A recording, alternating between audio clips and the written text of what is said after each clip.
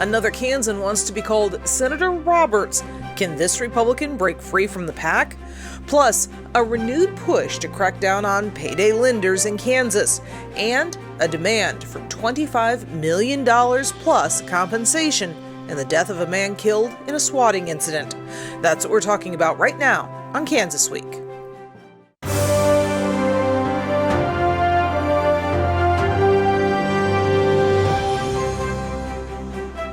This is Kansas Week, and I'm your host, Pilar Pedraza. The Finch family says the city of Wichita should pay more than $25 million for the death of Andrew Finch 2 years ago. Even as that information came to light in newly filed court documents, Finch's mother took her pain and loss to the city council, demanding change. I showed you what she wants in this story I filed with Cake News. Every second of every single day, and it's not ever going to stop. My son's shooting was unjustified. Lisa Finch read a 5-minute statement to the Wichita City Council Tuesday morning, pouring out just a fraction of the pain she says the Finch family has struggled with over the last 2 years. There is a void that is agonizing, intense, empty, so black, and there is absolutely nothing that can fill this void. In December 2017, a Wichita police officer shot and killed her son, Andrew Finch, on his own front porch. Police were responding to a fake 911 call. Someone was reporting a homicide and hostage situation at the home. Investigators say Officer Justin Rapp thought Finch was reaching for a gun when he fired his weapon. But Finch was unarmed. A year later, Lisa Finch's granddaughter and her boyfriend killed themselves, something Lisa blames on Andrew's loss. I asked you to put yourselves in my place. What if this had happened to you? What do you think the effect would be on your family? She's been pushing the city to improve police training, develop new policies for the use of deadly force, and improve communications between dispatchers and officers in the field. My main goal is to get policies changed for people, especially for public officials, to do what they are paid to do. But that's not the only change she's trying to make in her son's name. She's also working with another advocate to set up a foundation to help other families who lose loved ones to police force. I want to be able to have the foundation be able to send somebody to the family's house and do cooking, do cleaning and everything, so they can try to process what has happened to them. But it'll never make sense. Now, the city council did not comment on Lisa Finch's demands this week. Court papers show that $25 million demand includes pain and suffering, loss of Andrew's lifetime earnings, and punitive damages. Joining me here on the set this week to discuss this and more, we have Sedgwick County Commissioner, former state legislator Jim Howell, Adam Strunk, editor of the Newton Now, and Brandon Johnson, Wichita Vice Mayor and Vice Chair, let me get that correct, of the Democratic Party of Kansas. Thank you all so much for joining me. Thank you. So, Brandon, I'm going to kind of single you out here at the beginning because you are on the council. I know there are limits to what you can say as far as this case goes because it is an ongoing court case. But I'm singling you out because Lisa Finch also singled you out because you have made comments. You went to her son's vigil. She feels that you have shown an amount of empathy that she has not felt elsewhere. Yeah, I've always said I don't believe any parent should bury a child. And in this case, Mr. Finch, through no fault of his own, was killed. He walked outside, and I think any person who looks at what's been presented thus far, you get overwhelmed. No matter what some folks say about his background is, you walk outside and you see all of these lights and people around, and you're trying to figure out and make sense of things, and then you just move a little bit and then you're dead. So I understand the pain that she's feeling, and again, I went to the vigil. I'll go again this year when they have it, just, as support. Again, she's a mother who lost a child, and that's a shame. And I wish there was, more ways to help. I love her strength to build a foundation to try to help out others like that. As an activist, that was always something I cared about. There's not often justice going the other way when you lose your life in a law enforcement situation. So I definitely understand it. Yeah. Well, and she has been demanding change, wanting change in training policies and in operations policies. We know there has been some change. There's been change in laws to better deal with swatting incidents since then. This is a case that has really grabbed the attention of not just the state, but nationwide. There's just something that's about it that's so visceral. Adam, coming from outside of the metro area, how is this story seen outside of Wichita? Well, I mean, I think people are definitely familiar with this story. And when she talks about policy change, I don't know what those policy changes are going to be, but I definitely think this is probably making a lot of departments across the state consider what their operations are, considering their training. And I think people look at this $25 million lawsuit and some say that's too high, and I don't know if that's going to go all the way through. But if this is something that gets cities and counties to consider, how are we training these people who are responsible for making a life or death decision in a snap? I don't think there's anything wrong with more training. No. And I know Sedgwick County, the Sheriff's Department, trains side by side with Wichita Police Department, the new law enforcement training center. They do. And I think to answer the question you just asked a moment ago, this is a heartbreaking story. If I understand correctly, some of the facts that I've heard that I remember is it was just a few seconds after the gentleman came out of the house. It was very confusing, a lot of yelling. He didn't understand what was going on. And to think that your life is in danger simply because you moved your hands in a way that the police felt was threatening, it's a little shocking to see that this could happen. And it makes us all feel a little bit, I want to trust police officers, I want to be able to feel safe in my community, but we don't expect this type of conclusion, and it's just shocking to see this would happen. So basically, I think Lisa Finch is a very articulate and smart lady, and I think the city's probably, in my opinion, has got a very serious matter on their hands. And cases like this, I expect that they probably will settle out of court at some point. I know there's a trial date set for September 29th of 2020. I don't think they'll get to that date. My guess is they'll find a way to settle. But obviously, training has to be changed. That kind of situation cannot be allowed to happen. Well, we'll have to wait and see what happens as this plays out in court, because it is very much bound up in the legal process at this point. All right, well, turning to state news, Kansas 4 Catholic dioceses are demanding certain restrictions to win their support of Medicaid expansion. This as Republicans continued hearings this week on proposals. According to the Associated Press, the Kansas Catholic Conference told state lawmakers this week its members won't support Medicaid expansion until the state passes a constitutional amendment and new laws restricting abortion. The demand came at the end of 2 days of hearings on whether to expand Medicaid to some 130,000 low-income Kansans. The committee's chair, State Representative Brenda Landwehr of Wichita, told the Associated Press the joint House and Senate committee studying the issue won't send a bill to the legislature for consideration this year. But any lawmaker can introduce a Medicaid expansion bill, and supporters fully expect the issue to be debated during the 2020 session.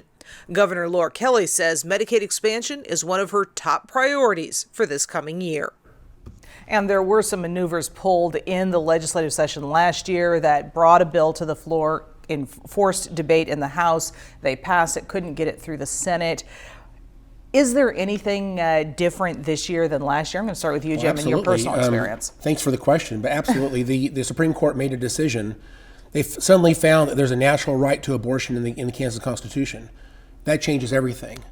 If the folks that were pushing Medicaid expansion want this to pass, they're going to have to put some laws in place to give medical doctors a right to refuse to do abortions, as well as, frankly, I think we need a constitutional amendment in the state of Kansas to really set this back on where this needs to go. The reality is Kansas is a very pro-life state, and you're not going to pass Medicaid expansion in Kansas without the support of Kansas Catholics across our state. And this is actually, in my opinion, is a major blow to people who are trying to pass Medicaid expansion. It's not going to happen without some significant changes in our state. Well, and certainly we know that there's a big push for a constitutional amendment. Adam? Yeah, I mean, I'm already getting phone calls, press releases, promotions of rallies that are being held. There's already ad dollars being pushed. I feel like this is going to be a really big push the next session. I feel like this is probably that Supreme Court ruling was a huge gift to the Republican Party. I think this is something they can really rally the further right parts on the group around. It's a shame for Medicaid expansion. that things are getting tied up this way. But it looks like that's what's happening. Brandon, I know Medicaid expansion is certainly a Democratic Party priority, certainly one of the governor's priorities for this coming year. Yeah, and to me, this is just the Republicans kind of adding something else, moving the goalpost to it. Medicaid expansion had nothing to do with abortion. You know, it was about those seniors that are selling their life possessions to take care of cancer or some disease that they've had to deal with for so long. And why should someone have to sell all of their possessions for that they've worked hard for? That's what it was about. But now we're adding in something else to say, well, now, you know, you can get abortions with this, so we want to stop that. Again, last year they should have voted on it, should have had an up or down vote to say yes or no to it. And this year should be the same. We shouldn't keep adding these different stipulations and other issues to it. Expand Medicaid, let people be able to afford the care that they need and live the life that they want. Go ahead. Well, to be clear too, just from my understanding, this constitutional amendment is to ban abortion. Even if this constitutional amendment banned abortion, it still wouldn't be banned under the Supreme Court until the Supreme Court makes a different ruling. The U.S. Supreme Court, is that not right? That is the question, and that is something I'm going to leave up to lawyers. I believe that if we change the state constitution and the state constitution violates rulings for the federal constitution, it goes to court, and federal courts have to then decide. It would be one of several cases that are trying to push the boundaries on abortion bans across the nation at this point. Because we still have a constitutional amendment on gay marriage in the state of Kansas, do we not? I'm not sure where that one stands. That was do. passed That in was overturned by the- 2005, yeah, we do. and that was overturned by the Supreme Court. So I don't understand what this constitutional amendment would do.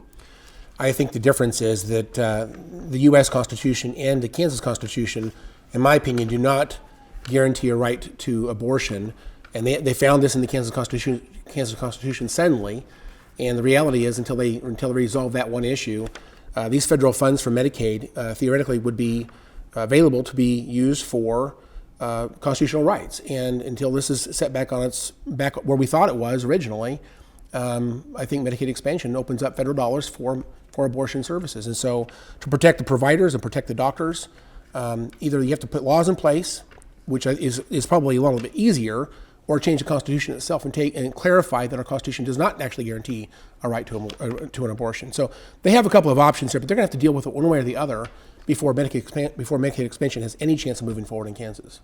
So again, this is just a waste of tax dollars. There was a resolution talking about what happened in New York rather than focusing on issues in Kansas. We're now wanting to take on the Supreme Court over abortion rather than taking on Medicaid expansion here and other issues in Kansas. So we continue to, and I think also again next year being an election year, certain folks are running for Senate and other offices and re-election. So instead of focusing on Kansas and the issues that affect us, we want to focus on that one issue that really hypes up certain groups to come out and vote rather than, again, focusing on the issues that the rest of us actually care about and need.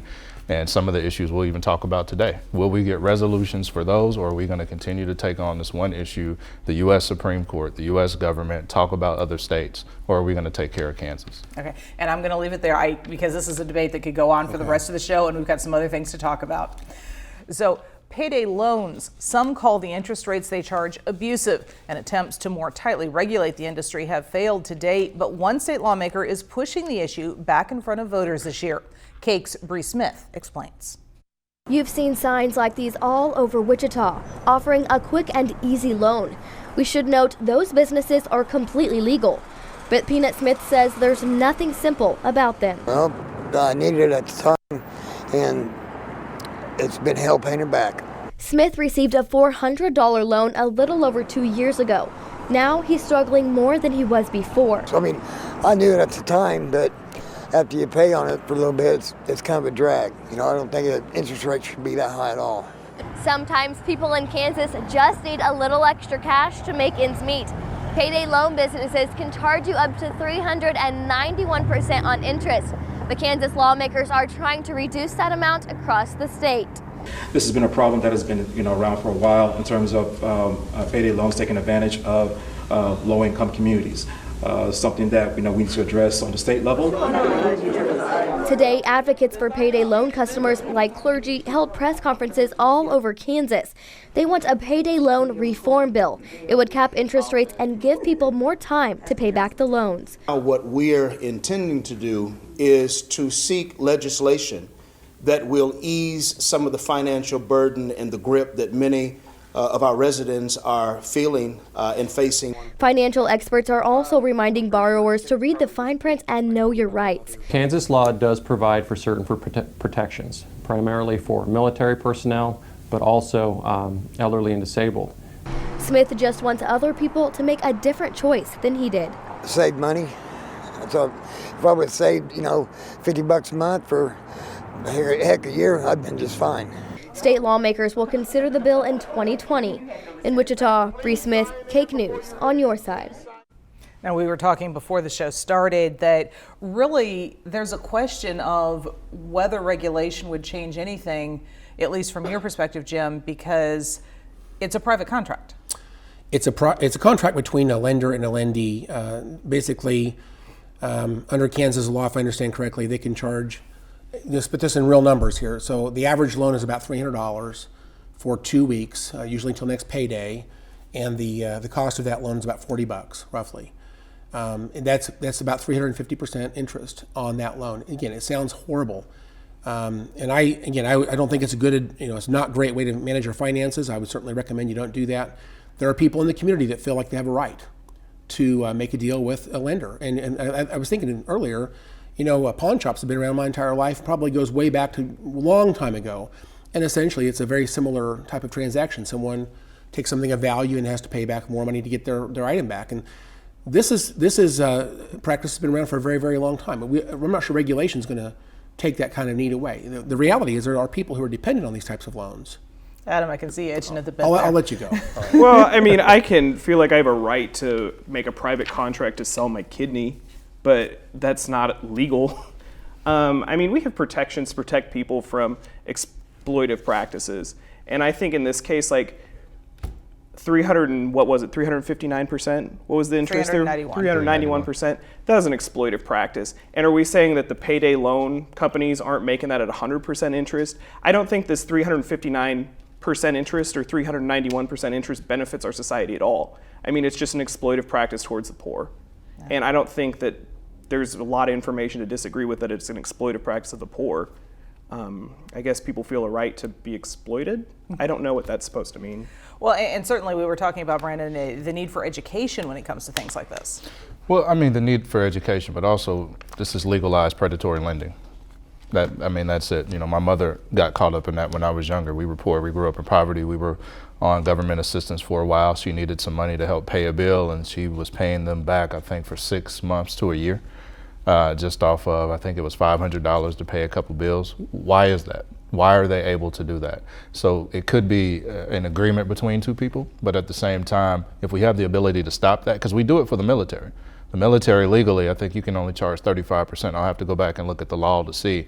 But anyone who's not military, they can charge us 391%. So why did you do that for the military? Okay. You need to treat us all the same way. We shouldn't have to pay that much back. All right, I'm sorry, I'm going to stop you there. Okay. We've got other stuff to talk about. Too many things going on this week. Something else that's going on, what about vaping? It's another topic some lawmakers have told me they're planning on tackling this coming year, but the State Board of Education is beating them to it in some ways. Cake's Morgan Mobley explains.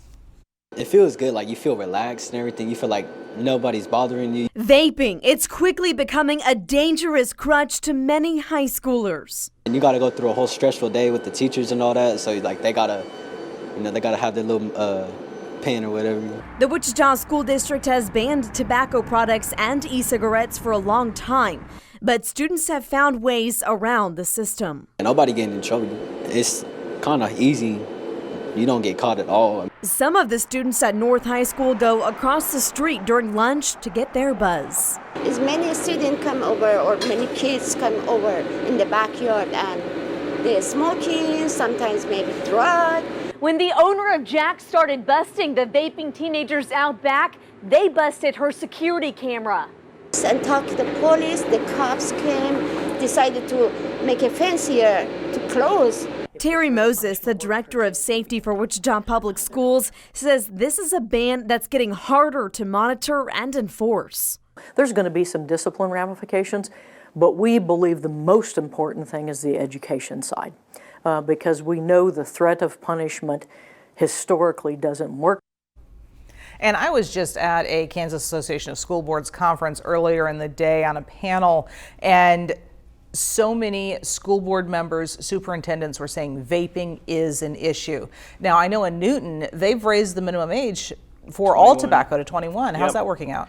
I thought that was one of those issues where I saw that on the council agenda or the commission agenda, and I was like, oh no, this is going to be a fight. But it went over pretty quietly, pretty unanimously. There was a few complaints in the community, but overall there was quite a bit of community support, which kind of surprised me, because usually when you do some kind of a change like that, there is a little bit of pushback. But even when I was doing a story going out to some of the vape shops, I would talk to people and say, if this can prevent kids from getting addicted, maybe that's not the worst thing in the world. So I think there's push at a city level. I think there's push at a state level. This T21 movement is pretty darn organized. I think there's how many different cities in the state now that have a 21 age limit on tobacco. So, a couple of counties as well. And then of course there's all those flavors. Yeah. It's very obviously, at least the flavors, aimed at younger folks. Yeah, I'm glad to see progress being made on raising the age or addressing the issue. I just would have liked to see the same energy with cigarettes as well, but we know that industry makes billions of dollars and there probably won't be too much push on that. But one of the biggest opponents to vaping actually is the tobacco industry. The reality is we have 2 million people in the process of dying in this country. We have 400,000 deaths in this country due to smoking tobacco. And as bad as vaping can be, especially with the THC, which is, by the way, is illegal for everyone, the reality is there's an awful lot of attention on vaping and almost nothing being talked about with cigarettes. And I find that very curious to me. The vaping that does not have the THC, it just has the Juul products. Again, I don't promote vaping in any way, please understand that. But the ingredients in that are vegetable glycerin, propylene glycol, both FDA approved for human consumption. Exhales water vapor, and then the nicotine is absorbed by the body. And so the reality is that nicotine is not even a carcinogen. They're focused on something that frankly can't, in my opinion, is minuscule risk, if any at all, and yet they have 2 million people in the process of dying with cigarettes. And I find this to be very curious that the political correctness has put so much attention on vaping and virtually nothing on cigarettes. Well, I would say that the T21 bill bans tobacco products as well as vaping products, so I think they are focusing on cigarettes as well. There's been a lot in the news about vaping deaths as well. It's kind of a newer technology. People don't really know what it's doing, some of those strange flavors, what they break down into. But I think it's all overall a positive move. Well, and you've got a couple of school districts, eastern Kansas as well as Goddard here in central Kansas, that are suing some of these vaping companies because of the perceived efforts to get to kids, and they're having such an issue with it in schools that they're even installing vape sensors in bathrooms in some school districts. Wow. Yeah. So this one I don't think is going away anytime soon. I think we're going to continue to hear headlines for a while. I'm sure we will. Yeah. Well, something else that's been in the headlines quite a bit lately, maybe a little bit prematurely, some of us might think, for election year, the Kansas U.S. Senate race. There's another Roberts who wants to be called senator, and he promises to be a change agent, especially when it comes to public schools. If we can fix schools to the extent where they can work for any family who wants it, for any child, for any student, for any family who wants an education, we can make this country great again. We can make it as great as it's ever been. Education will fix a lot of our problems. Steve Roberts this week became the 7th Republican to jump into the race to replace retiring U.S. Senator Pat Roberts. A current member of the Kansas Board of Education, Steve Roberts of Overland Park is an engineer and a math tutor who developed his own online math course. Roberts calls himself a change agent and says he'll be the education candidate in this race. No relation to the retiring Pat Roberts, Steve Roberts joins Chris Kobach, Susan Wagle, Roger Marshall, David Lindstrom, Gabriel Mark Robles, and Brian Pruitt in the race. On the Democrat side, there are 4 candidates still vying for the job. Elliott Adams, Barbara Bollier, Usher Reddy, and Robert Tillman. And this is such a crowded field. The first question when I spoke with Steve Roberts right after it came out that he was running was, why are you joining a race that's so crowded already? He's like, the more the merrier. And from the political aspect, how does that work out when you have that many people in the field? Well, this election's turned out to be kind of like a clown car, isn't it? He's actually right. When you have a field is split 5 or 6 different ways, then basically someone with very little name recognition actually has a better chance to win, probably. So he may be right in that regard. However, there are some fairly big names in this race already. Roger Marshall is going to be very hard to beat, from the 1st District especially. I think the reality is that Steve Roberts has probably little to no chance to win this thing, but that's fine. It's open to everyone. I support his entry into the race, but I think he has no chance. And I'll just be upfront. I predict that Pompeo will come back. I think at the end of the day, the dominoes are going to have to fall the other direction as soon as he puts his name in the hat. Probably late spring is my guess. But right now, Marshall is kind of the man to beat. He's got everybody dominated when it comes to fundraising. Sure. I mean, I 100% agree with every word you said there. Like, that's what I think. I don't know. So I don't really have a whole lot of follow-up on that. I think maybe Pompeo does come back. I mean, I said that last time I was on there. I haven't been right so far yet, but maybe he gets tired of the impeachment whole hearings, but I don't know. Yeah. Well, you're not the only one. A lot of people are saying they still expect Pompeo to come back. He keeps denying it, but we'll see. We ask him every chance we see him. So what happens to these other people when that happens? You know, the dominoes fall the other direction. I think that actually will happen. We're going to see a huge reaction when that finally comes to be true. And I think for Pompeo to run for 2024 presidential race, it's almost imperative that he has to be the nominee for U.S. Senate this round. And so I think that's his path forward.